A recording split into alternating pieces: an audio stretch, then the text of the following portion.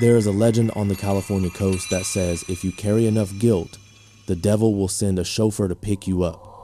On November 13th, 1998, a bus disappeared into a wall of yellow fog.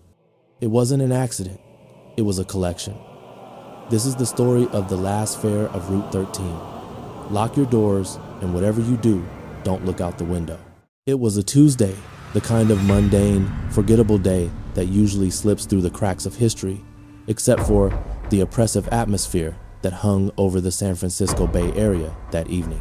The date was November 13th, 1998. The vehicle in question was a rusted, hulking behemoth of the Transit Authority fleet, bus #4 Zierfauer, running the infamous Route 13. Locals had always whispered about this specific route, not because of ghosts, but because of its treacherous geography.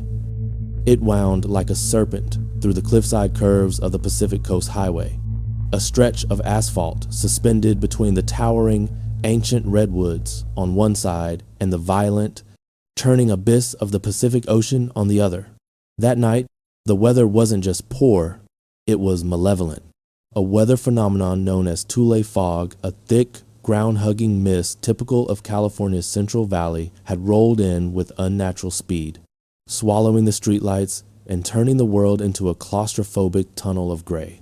The driver was Arthur Miller, a man carved from the same rough granite as the coastline he navigated. At 58, Arthur was a creature of habit, a man who treated the timetable like scripture. He was known for his stoicism and a safety record that was spotless for 3 decades. But surveillance footage recovered from the terminal that night showed a crack in his armor. As Arthur conducted his pre-trip inspection, the grain of the VHS tape captured him pausing near the front left tire. He didn't just kick the tires. He stared into the wheel well for a solid 2 minutes, his head cocked as if listening to a frequency audible only to him. Witnesses later claimed he looked pale, his usually steady hands trembling slightly as he gripped the clipboard. The bus itself, an older diesel model, seemed to groan under the weight of the damp air, its engine idling with a rough, uneven rhythm that sounded less like machinery and more like the labored breathing of a dying beast. This wasn't just a commute. It felt like a funeral procession waiting to begin. At 11:15 p.m., the boarding began.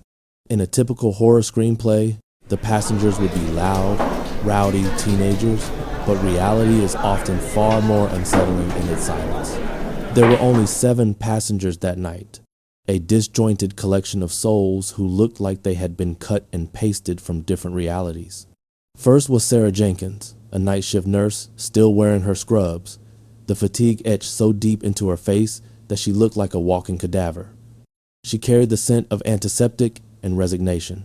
Then there was the suit, a man later identified as Marcus Thorne, a tech executive whose nervous energy was palpable. He kept checking his watch, not with impatience, but with dread, as if he were racing against a deadline that involved more than just time. In the back sat a young couple, Elias and Maya, runaways, judging by their oversized backpacks and the desperate way they held hands. They were seeking freedom in California, unaware they were stepping into a cage.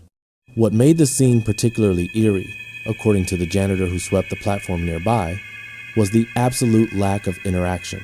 Usually, there is the shuffle of feet, the coughing, the murmur of, "Excuse me."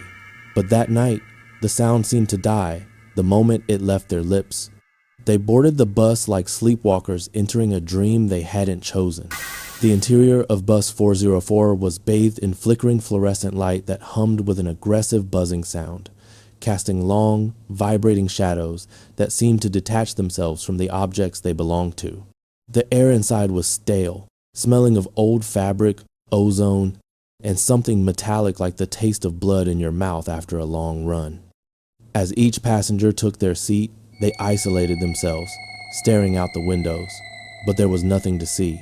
The fog had pressed itself against the glass, creating a wall of white nothingness. They were no longer in a vehicle, they were in a capsule floating in a void, disconnected from the timeline of the rest of the world. At 11:25 p.m., exactly on schedule, the pneumatic doors hissed shut. sealing the interior with a finality that felt like a vault locking. The engine roared to life, a guttural sound that vibrated through the floorboards and into the bones of the passengers. Arthur Miller gripped the oversized steering wheel, his knuckles white. He didn't look at the rearview mirror to check on his passengers. His eyes were fixed forward, locked onto the few feet of asphalt visible through the swirling mist. As the bus pulled out of the terminal, it didn't drive into the city. It seemed to dissolve into it. The harsh sodium lights of the station were swallowed instantly by the fog, leaving the bus alone in a world without landmarks. The route required them to merge onto Highway 1, heading north towards the cliffs. The transition from the urban grid to the coastal road usually took 20 minutes. But radio logs from that night indicate the first anomaly occurred almost immediately. Dispatch tried to radio Arthur for a standard check-in at 11:32 p.m. The response they received was not voice, but a burst of static so intense it caused the dispatcher to rip her headset off. Embedded within that static, audio engineers would later claim to hear a low-frequency hum, consistent not with mechanical failure, but with the sound of wind howling through a massive, hollow structure like a cave or a tunnel that shouldn't exist. The bus was physically still on the map, traced by the primitive GPS transponder of the late 90 seconds. But existentially, it had already begun to drift. The blinking red dot on the dispatcher screen showed bus 404 moving at a steady 45 miles per hour, heading straight towards the Devil's Slide, a precarious promontory where the road hugs the cliff edge. They were driving away from civilization, driving away from safety, and driving straight into the heart of a silence that was waiting for them. The setup was complete, the trap was sprung.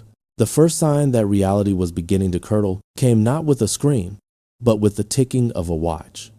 40 minutes had passed since the bus departed the terminal, a duration that should have placed them well past the winding curves of Pacifica and onto the straightaways near Montara.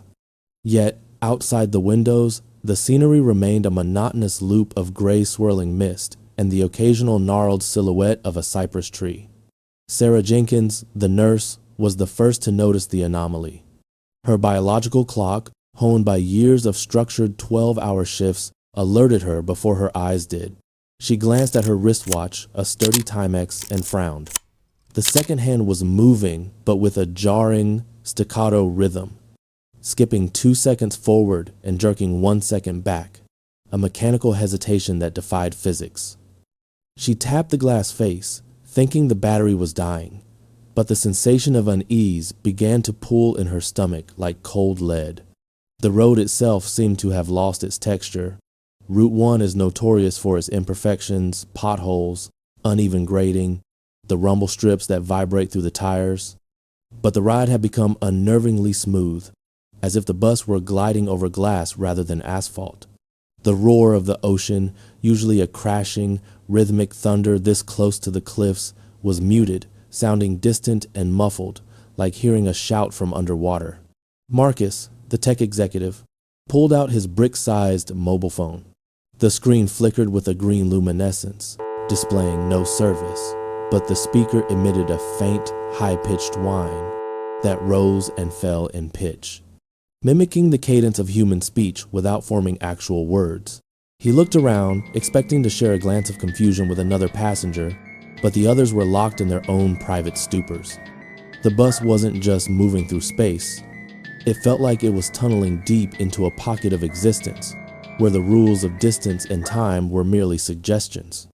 The fog outside changed hue, shifting from a natural coastal gray to a sickly, bruised yellow, illuminating the interior with the color of old parchment. The discomfort escalated from physical to psychological with the young couple in the back.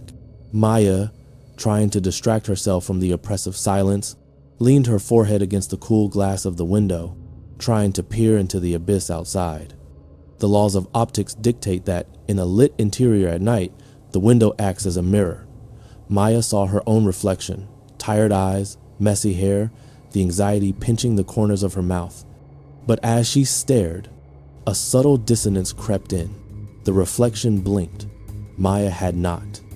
She pulled back slightly, breath hitching in her throat, thinking it was a trick of the flickering fluorescent lights. She tested it, tilting her head to the left. The reflection followed, but with a microsecond delay, a lag that was imperceptible to the conscious mind, but screamed wrong to the primal lizard brain. The atmosphere inside the bus began to curdle. The temperature dropped sharply, not with the gradual cooling of the night, but with distinct, localized pockets of freezing air that drifted down the aisle like invisible icebergs. Elias, sitting next to Maya, shivered violently, pulling his jacket tighter. "Is it me?" he whispered, his voice cracking the heavy silence. "Or does it smell like wet dirt?" He was right. The scent of ozone and metal had been replaced by the rich, loamy smell of freshly turned earth, the smell of a grave just dug. It was thick and cloying, coating the back of their throats. At the front, the next stop sign, a simple red LED display, began to malfunction.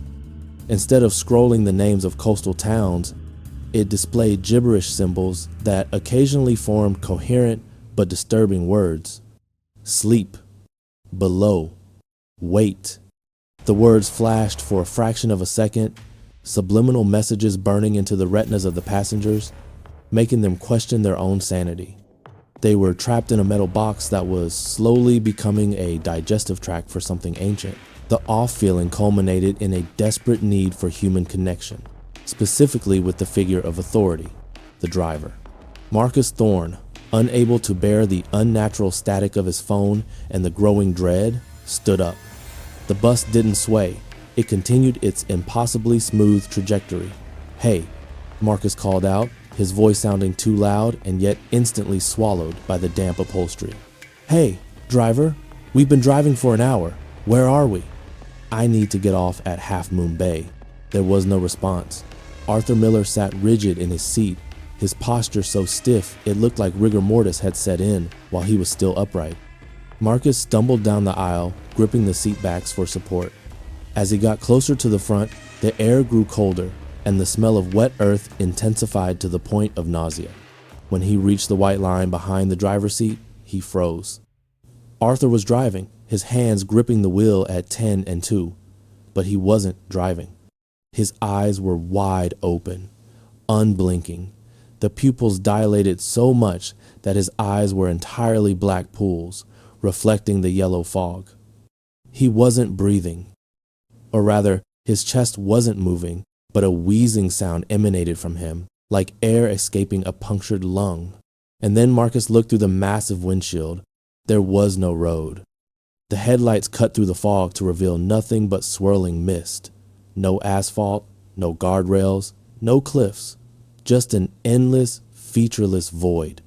The speedometer needle was pinned at maximum, vibrating violently, yet the engine made no sound. They weren't driving on Route 1 anymore. They were drifting through a seam in reality, and the man at the wheel was no longer Arthur Miller. He was merely a shell keeping the vehicle on its course to nowhere. Marcus backed away, terror seizing his vocal cords, realizing that the most terrifying thing wasn't that the driver was dead, it was that the bus knew exactly where it was going without him. The silence that had previously suffocated the bus was violently shattered, not by a scream, but by a sound that Sarah Jenkins knew too well. The rhythmic, high-pitched beep of a hospital heart monitor. It started softly, emanating from the ventilation ducts above her head, syncing perfectly with the thrum of the engine. Sarah clamped her hands over her ears, her eyes squeezing shut. This wasn't just a random noise. It was the specific cadence of the machine attached to the boy in bed 4, the one she had lost during her shift 3 hours ago due to a medication error she was too terrified to report. The sound grew louder, warping into a screeching flatline that vibrated the metal fillings in her teeth. But she wasn't the only one under siege. In the back, Elias and Maya were no longer holding hands. They were clawing at them. To Elias, the hand he was holding didn't feel like Maya's anymore.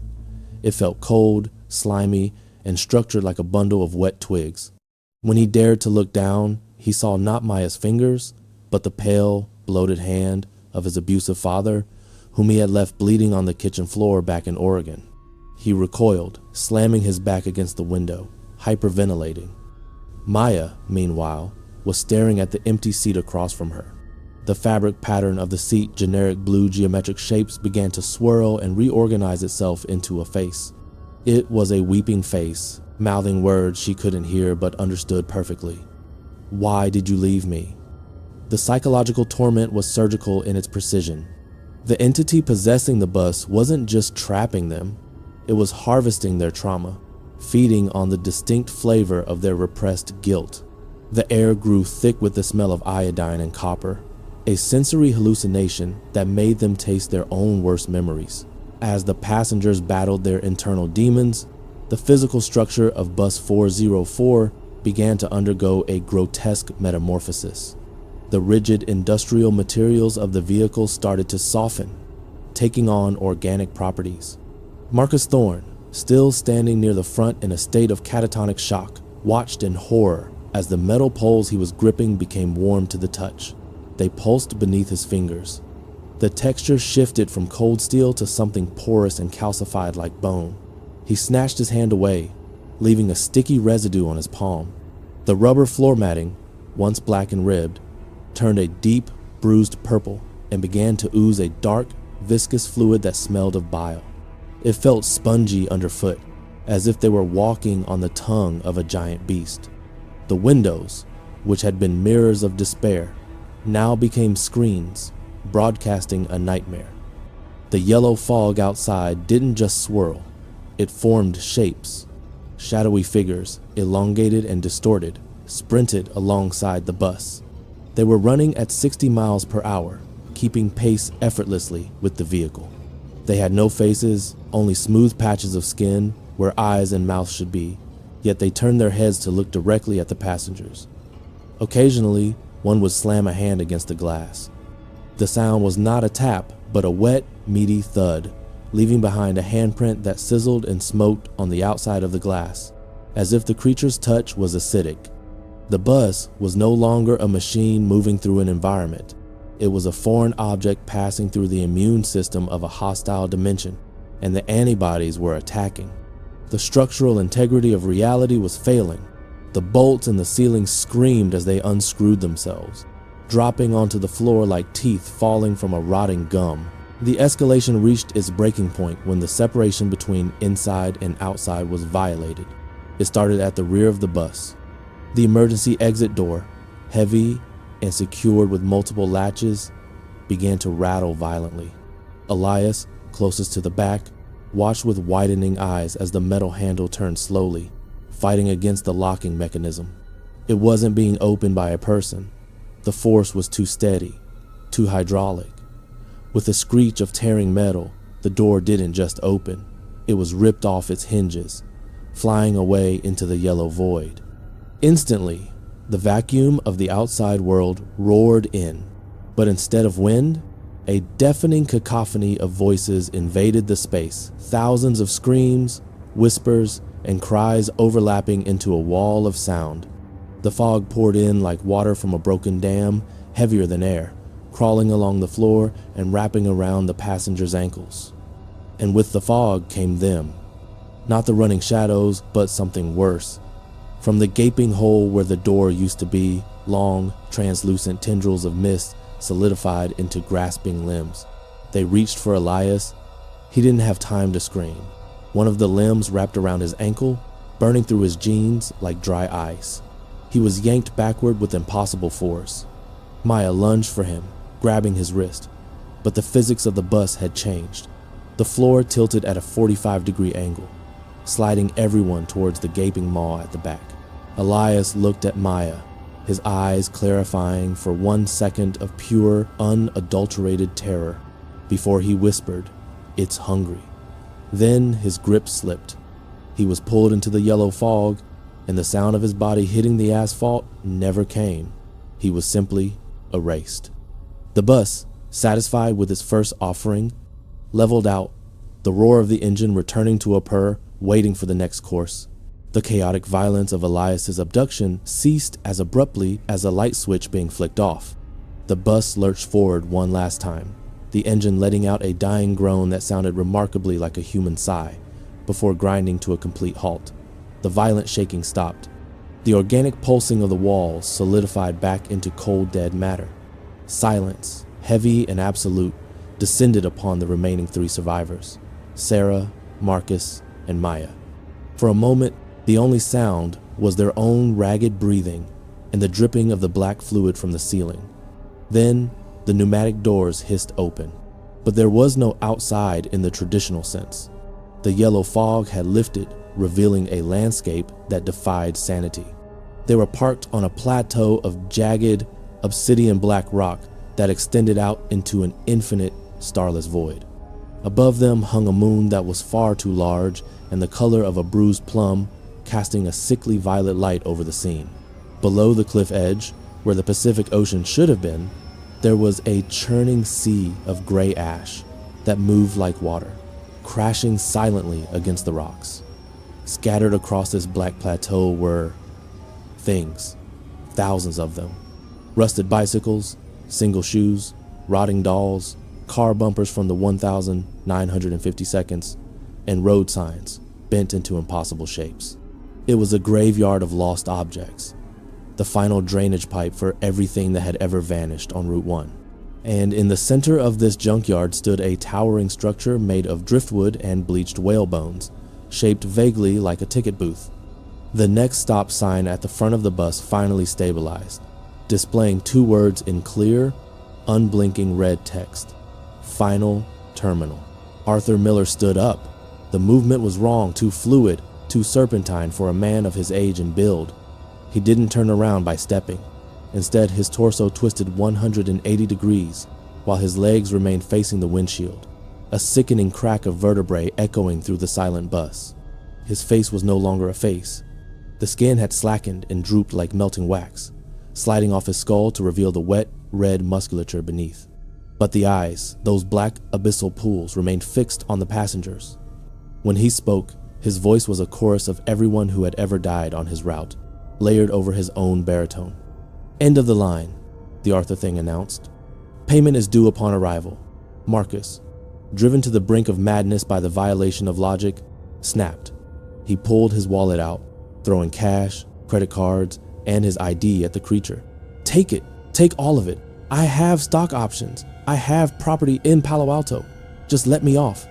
The creature didn't move. It simply inhaled, a deep, rattling suction that pulled the air from the room. Currency not accepted. It rasped. "The toll is weight. Only the heavy may leave. The light remain." It was a riddle of the damned. Sarah, paralyzed by fear, suddenly understood. It wasn't about money. It was about burden, sorrow, guilt, the trauma they carried. The bus hadn't picked them up randomly. It had selected them because they were heavy with pain. They were the fuel. Marcus, who had spent his life chasing hollow wealth and fleeing from meaningful connection, was light. He had no anchor. As this realization hit, the floor beneath Marcus liquefied. He didn't scream. He simply looked surprised as he sank into the floor of the bus like a stone dropped in a pond, dragged down by the black ooze, disappearing into the chassis of the vehicle to become part of its machinery. "Get out," Sarah whispered to Maya, grabbing the girl's arm. "We have to get out. Now." The Arthur thing stepped aside, gesturing to the open door with a skeletal hand. "Proceed." Sarah and Maya stumbled toward the exit. The air outside was frigid, biting into their skin with the chill of deep space. As they stepped onto the black obsidian rocks, the sensation was electric. A vibration traveled up their legs, making their teeth ache. They were standing on the edge of the world. Behind them, the bus began to rev its engine, the sound now screaming like 1,000 tortured souls. Sarah looked back. Through the open door, she saw the driver sit back down. His body snapped back into a human shape, the skin reattaching, the uniform smoothing out. He looked like Arthur Miller again. He looked at Sarah, and for a fleeting second, the blackness in his eyes receded, revealing the terrified blue eyes of the real man trapped inside. He mouthed one word: "Run." Then the door slammed shut. The bus didn't turn around. It didn't back up. It simply drove forward, straight off the edge of the cliff, plunging into the sea of gray ash below. But it didn't fall. It dissolved as it hit the water, turning into a cloud of black smoke that spiraled upwards and vanished into the violet sky. Sarah and Maya were left alone on the jagged rock, surrounded by the debris of decades of disappearances, under a silent, alien moon. They were alive, but they were nowhere. The climax wasn't a battle they won, it was an abandonment they survived. The silence returned, louder than before, as they realized the bus was the only thing connecting them to reality, and it had just left them behind. Sarah Jenkins and Maya didn't walk back to civilization. They were rejected by the anomaly. Their memory of the transition is fragmented, a montage of sensory overload. The smell of burning ozone, the sensation of falling through ice water, and a deafening white noise. They were discovered 72 hours later, on the morning of November 16th, huddled together inside an abandoned World War II bunker near the Devil's Slide Promontory, 3 miles from where the bus had vanished. Physically, they were in a state of advanced hypothermia and severe dehydration, but it was their clothing that baffled the paramedics. Their coats were coated in a fine gray dust, a substance that was later analyzed by a private lab in Berkeley. The report stated the dust contained high concentrations of calcium and carbon, consistent with bone ash, but also traces of an unknown isotope that decayed within hours of exposure to sunlight. When the California Highway Patrol questioned them, their stories were dismissed as the product of shared trauma and hysteria. Sarah spoke of the conductor and a terminal of lost things. Maya, catatonic for weeks, would only draw pictures of a bus with teeth. The authorities concluded that the bus had crashed into the ocean and the 2 women had miraculously been thrown clear before the impact, wandering in shock for 3 days. But this theory had holes large enough to drive a truck through. There was no wreckage. Coast Guard divers scoured the seabed below the cliffs for weeks. They found cars from the 1,960 seconds, suicides from the 80 seconds, but not a single bolt, tire, or seat cushion from Bus 404. The vehicle, along with Arthur Miller, Marcus Thorne, and Elias, had simply ceased to exist in this dimension. The investigation was officially closed in 1999 as an unsolved vehicular disappearance, but the unofficial file tells a darker story. Among the personal effects recovered from Sarah Jenkins was her handbag, which she had clutched tightly throughout the ordeal. Inside, tucked into the side pocket, was a physical impossibility. It was a bus transfer ticket, but it wasn't the standard thermal paper used by the San Francisco Municipal Railway. It was made of a material resembling dried, cured human skin, thin and translucent. Printed on it in archaic typewriter-style font were the words, Route 13, one way, paid in full. Below that, instead of a timestamp, was the name Marcus Thorne. Sarah burned the ticket a week after returning home. She said it felt warm to the touch, like living flesh. But the most chilling piece of evidence came from the transit authority's own maintenance logs. Bus 404 was gone, removed from the inventory. However, 6 months after the disappearance, a mechanic doing a routine check on the fleet noticed an anomaly in the computerized mileage database. The system showed that Bus 404 was still logging miles. Every night between 11:15 p.m. and 3 a.m., the digital odometer linked to that specific VIN number would increase by exactly 66 miles, the precise distance of the coastal loop it used to run. The bus wasn't in the garage, it wasn't on the road, but somewhere, in some parallel shadow of California, it was still completing its route. Today, if you drive along State Route 1 on a foggy night, locals will tell you to ignore any large vehicles approaching from behind. They will tell you that if you see a bus with the destination sign reading special or flickering with red gibberish, you should pull over and turn off your lights. Sarah Jenkins never worked a night shift again. She moved inland to Arizona, far from the ocean and the fog. But in interviews given years later, she confessed that she is never truly alone. Sometimes, in the quiet hours of the early morning, when the silence is heavy, she smells the faint, cloying scent of wet earth and copper. And if she listens closely, beneath the hum of her refrigerator or the air conditioner, she can hear it, the distinctive, wheezing idle of a diesel engine, waiting just outside her door. The legend of Route 13 persists not because it's a ghost story, but because people still disappear on that stretch of road. Hitchhikers, runaways, people burdened by grief, they vanish without a trace, leaving behind only their wallets or shoes. The skeptics say it's the treacherous cliffs or the dangerous tides. But those who know the story of Bus 404 know better. They know that the bus is still out there, prowling the liminal spaces between here and the final terminal.